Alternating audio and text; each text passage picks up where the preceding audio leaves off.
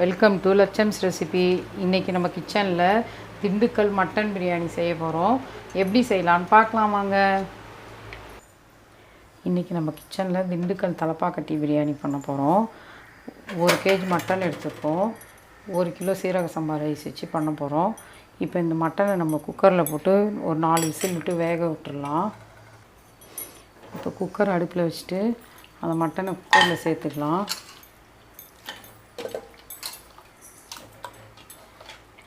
இப்போ அது முழுகிற அளவுக்கு தண்ணி சேர்த்துக்கலாம். நம்ம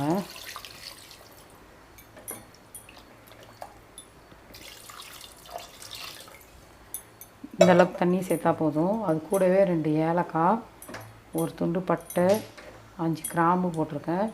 இதை ஸ்டவ் ஆன் பண்ணி நம்ம 4 வெயிட் வச்சு எடுத்தோம்னா போதும். குக்கரை மூடிட்டு நம்ம 4 வெயிட் அடிக்க வச்சிடலாம்.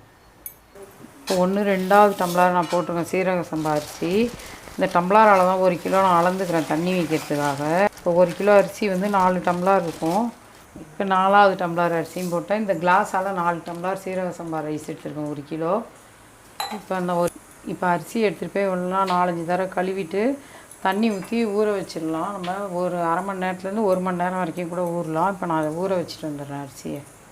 இப்போ அதுக்கு நம்ம வந்து அரைக்க போகிற மசாலா என்னென்னு பார்த்துக்கலாம். பிரியாணி இலை 3 வச்சுருக்கேன். ஜாவதி பத்திரி வந்து அந்த பூலேருந்து பாதி வச்சுருக்கேன். பட்டை எடுத்து வச்சுருக்கேன் 2 துண்டு.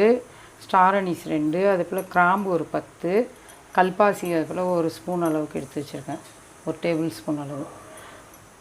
அதுக்கப்புறம் காஞ்ச மிளகா 4, பச்சை மிளகா ஒரு 7-8, மிளகு 1 டேபிள் ஸ்பூன், ஜீரகம் 1 டேபிள் ஸ்பூன், தனியா 2 டேபிள் ஸ்பூன், சோம்பு அது போல் 1 டேபிள் ஸ்பூன் அளவு. இது எல்லாத்தையும் மிக்ஸி கப்பில் சேர்த்து இது கூடவே 2 மீடியம் சைஸ் வெங்காயம் கட் பண்ணி வச்சுருக்கேன். அந்த வெங்காயத்தை சேர்த்து இப்போ எல்லாத்தையும் பேஸ்ட் பண்ணிட போகிறேன். இப்போ கறி வெந்துருச்சு, 4 வெயிட் விட்டது.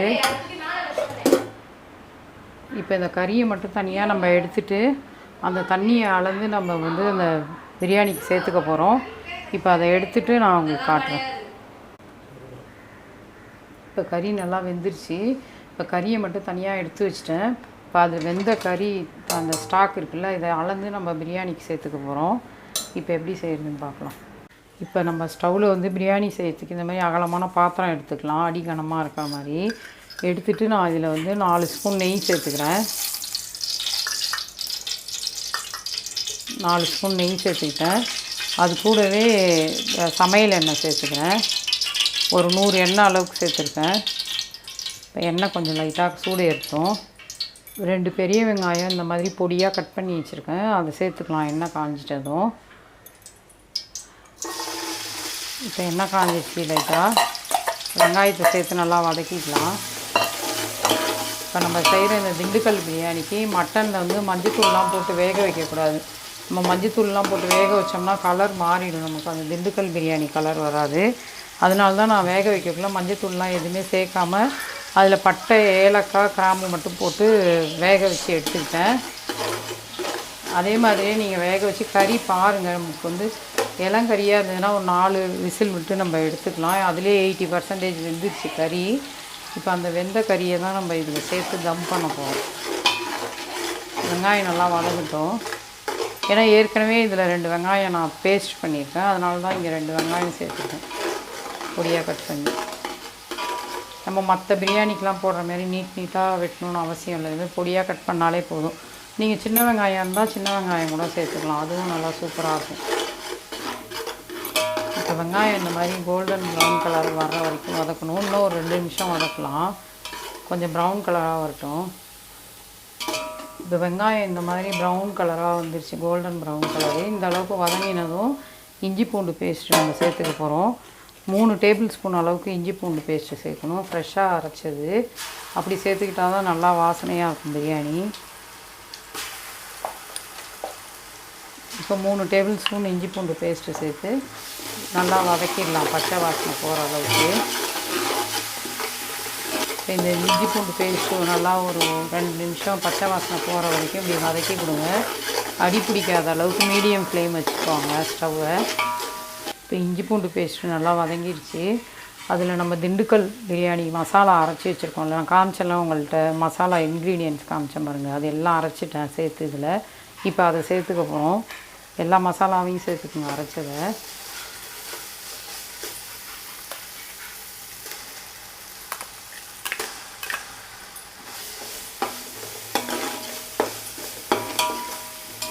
ஃப்ளேம் மீடியமில் வச்சுக்கோங்க. இது இப்படி வதக்கி ஒரு 2-3 நிமிஷம் நல்லா இந்த மசாலாவை நல்லா ஒன்று சேர வதக்கிட்டு இப்போ லோ ஃப்ளேமில் வச்சுருங்க. வச்சுட்டு இந்த மசாலாவை அப்படியே மூடி போட்டு விட்டுடலாம். நம்ம ஒரு 3 நிமிஷம் மூடி இருக்கட்டும், எண்ணெய் பிரிஞ்சு வர்ற வரைக்கும் இது இப்படியே மூடி இருக்கட்டும். இந்த மசாலா ஃப்ளேம் லோவில் வச்சுக்கோங்க. இப்போ வச்சு நம்ம மூடி வச்சிடலாம். இப்போ நல்லா ஒரு 5 நிமிஷம் போல் மூடி வச்சுருந்தது. இந்த லைட்டாக எண்ணெய் பிரிஞ்சு வருது பாருங்கள் இந்த மசாலா வந்து. இப்போ இந்த நேரத்தில் நம்ம அதில் உப்பு சேர்த்துக்கலாம். நம்ம கறி வேக வைக்கும்போது கூட உப்பு போடலை, அதனால் இப்போ பார்த்து போட்டுக்கணும். இப்போ 1 ஸ்பூன் போட்டிருக்கேன், 2வது ஸ்பூன் உப்பு போட்டிருக்கேன், 2 ஸ்பூன் போட்டிருக்கேன், இன்னொரு 1/4 ஸ்பூன் போட்டுக்கிறேன். அப்புறம் எல்லாம் கலந்துட்டு அரிசிலாம் சேர்த்த பிறகு பார்த்துட்டு போட்டுக்கலாம். இப்போ மசாலா நல்லா வதங்கி வந்துடுச்சு. இது கூட இப்போ மிளகாத்தூள் சேர்த்துக்கலாம். உப்பு சேர்த்துட்டு 3 ஸ்பூன் நான் மிளகாத்தூள் சேர்க்குறேன். நீங்கள் உங்களுக்கு காரம் எவ்வளோ தேவையோ அந்த மாதிரி சேர்த்துக்கோங்க. நான் 3 ஸ்பூன் மிளகாத்தூள் சேர்த்துக்கிறேன். 3 ஸ்பூன் மிளகாத்தூள் சேர்த்துருக்கேன்.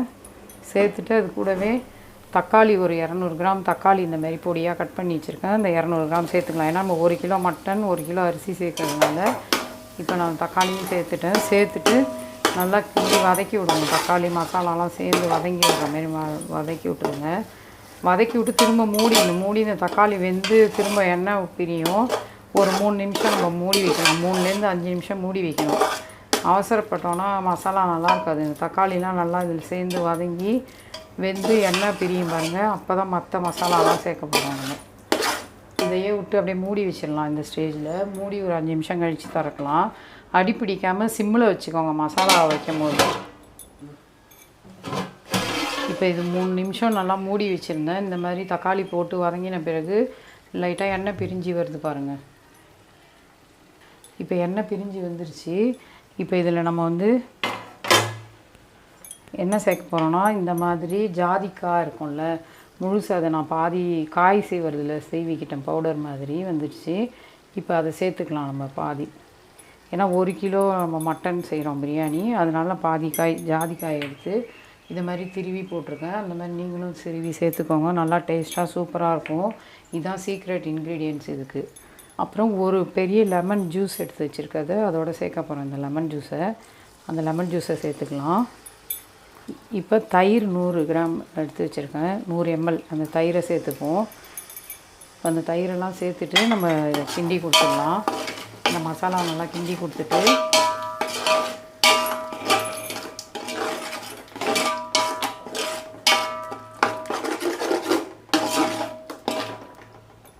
இப்போ நம்ம வேக வச்சு வச்சுருந்தோம் இல்லையா மட்டன், அதை இப்போ அதில் சேர்த்துக்கலாம்.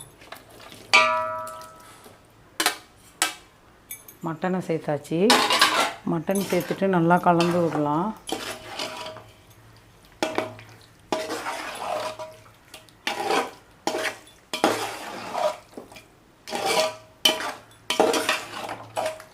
இப்போ அடுப்பு சிம்மில் இருந்ததில்ல, இதை இப்போ கறியெல்லாம் சேர்த்ததும் மீடியம் ஃப்ளேமுக்கு எடுத்து விட்டுக்கோங்க. இப்போ மீடியம் ஃப்ளேமில் வச்சு நல்லா கறியை வதக்குங்க.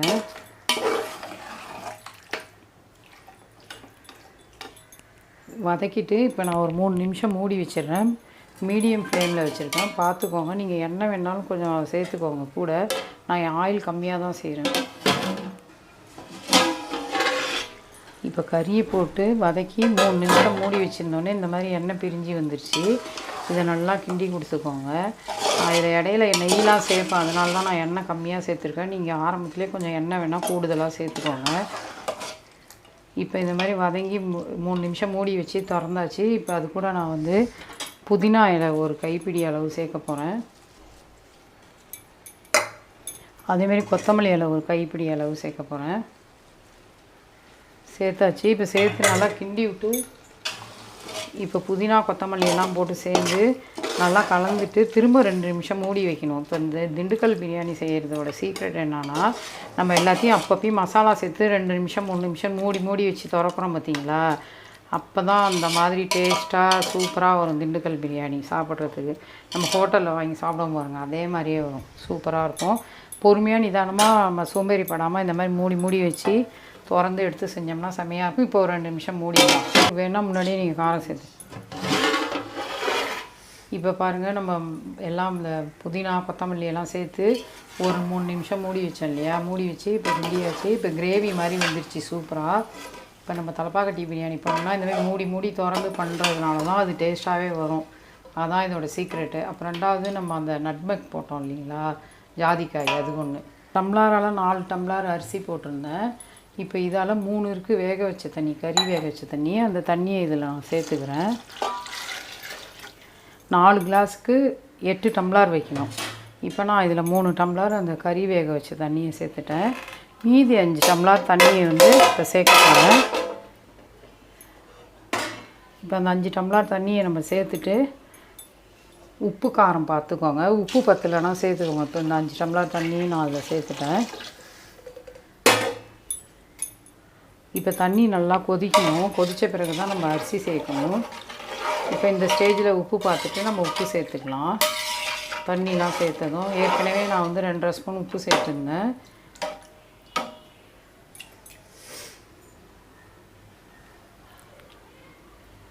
இப்போ இதுக்கு உப்பு பத்தலை, காரம்லாம் கரெக்டாக இருக்குது.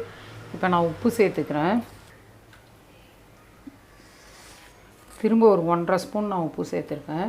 ஏன்னா உப்பு வந்து நமக்கு சுருக்குன்னு நல்லா இருக்கணும், அப்போ தான் பிரியாணி டேஸ்ட்டாக இருக்கும். முன்னாடி 2.5 ஸ்பூன், இப்போ ஒரு 1.5 ஸ்பூன் சேர்த்துருக்கேன். மொத்தம் 4 ஸ்பூன் இந்த மாதிரி ஸ்பூனால் தான் சேர்த்துருக்கேன். சின்ன ஸ்பூன் இதால் தான் சேர்த்துருக்கேன். நீங்கள் வாயில் வச்சு பாருங்கள், ரொம்ப உப்பு கரிக்கிற அளவுக்கு ரொம்ப உப்பு போடுறாங்க.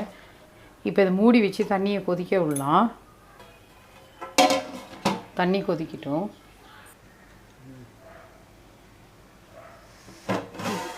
இப்போ தண்ணி நல்லா கொதிச்சிருச்சு. இப்போ நம்ம அரிசி சேர்த்துக்கலாம். நம்ம கழுவிட்டு ஊற வச்சுருந்தோம்ல அந்த ஜீரக சம்பா ரைஸை நம்ம சேர்த்துக்கணும். அதில்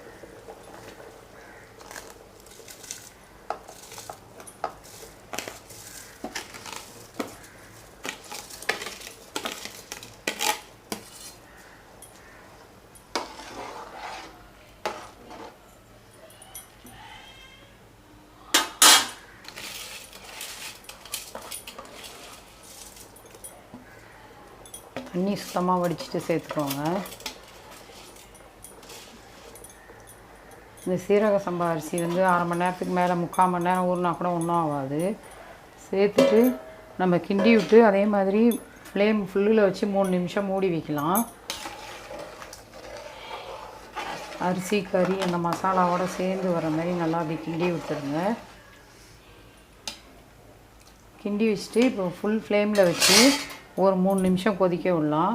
இப்போ திரும்ப மூடி போட்டு 3 நிமிஷம் கொதிக்கட்டும். இப்போ திறந்தாச்சு.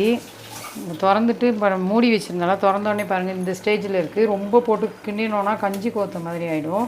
இப்போ எடுத்து பாருங்கள். இப்போ அரிசி வந்து நல்லா வெந்துருச்சு ஒரு 60%. இப்போ இதை நல்லா இப்படி திருப்பி விட்டுட்டு திரும்ப ஒரு 3 நிமிஷம் நம்ம தண்ணி வத்துற வரைக்கும் நம்ம அதை அப்படியே மூடி வைக்கணும். மீடியம் ஃப்ளேம்லேயே வைங்க. இப்போ இதில் 2 ஸ்பூன் நெய் சேர்த்துக்கலாம். நம்ம இந்த ஸ்டேஜில் 2 ஸ்பூன் நெய் சேர்த்துட்டு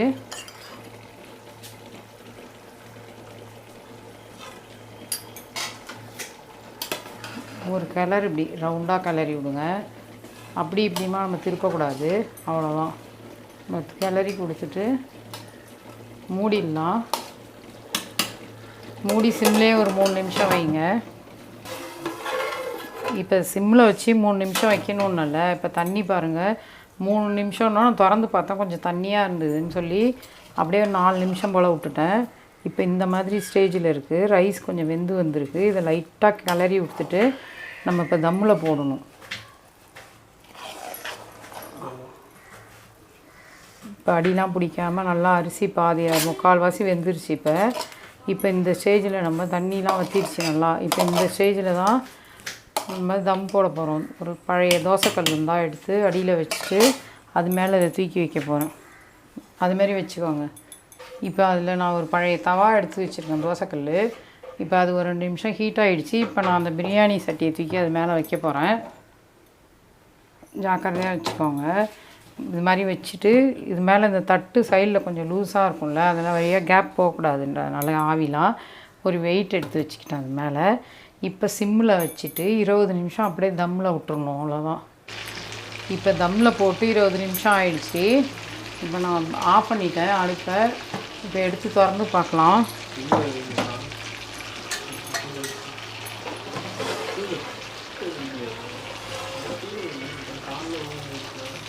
இப்போ திறந்தாச்சு தம் போட்டதை பிரியாணியை. இப்போ சாதத்தை ஒன்று எடுத்து பாருங்கள் எப்படி வெந்திருக்குன்னு. நல்லாவே சாதம் வெந்துருச்சு. இப்போ நம்ம அதை வந்து இப்படி சைட்லேருந்து எடுத்து விடலாம். 2 ஸ்பூன் நெய் சேர்த்துக்கலாம் அதில். 2 ஸ்பூன் நெய் சேர்த்துக்கலாம் அதில். திண்டுக்கல் பிரியாணினால் நெய் சேர்த்தா தான் நல்லா டேஸ்ட்டாக இருக்கும். நெய் சேர்த்துட்டு நம்ம பிரியாணி எப்படி தம் உடச்சி விட வேண்டியதான். சூப்பராக வந்துடுச்சு பிரியாணி. இதேமாரியே நீங்களும் செஞ்சு பாருங்கள். ஒரு ஸ்டெப்பு கூட மாறாமல் செய்யுங்க, சூப்பராக இருக்கும் டேஸ்ட்டாக. இதில் சின்ன சின்ன டிப்ஸ் எல்லாம் சொல்லியிருக்கேன், அதை ஃபாலோ பண்ணி பண்ணுங்கள். மசாலாவெலாம் அப்பப்போ நம்ம மூடி திறந்து பண்ணும்போது தான் பிரியாணி நல்லா டேஸ்ட்டாக வாசனையாக வரும். செம்மையாக வாசனையாக இருக்குது பிரியாணி. ரைஸும் நல்லா வெந்து வந்துருச்சு. இப்போ நம்ம சர்வ் பண்ணிக்கலாம். இப்போ திண்டுக்கல் பிரியாணி ரெடி ஆகிடுச்சு, சுட சுட சூப்பராக. நீங்களும் இந்த மாதிரி செஞ்சு பாருங்கள், ரொம்பவே டேஸ்ட்டாக இருக்கும், அருமையாக இருக்கும்.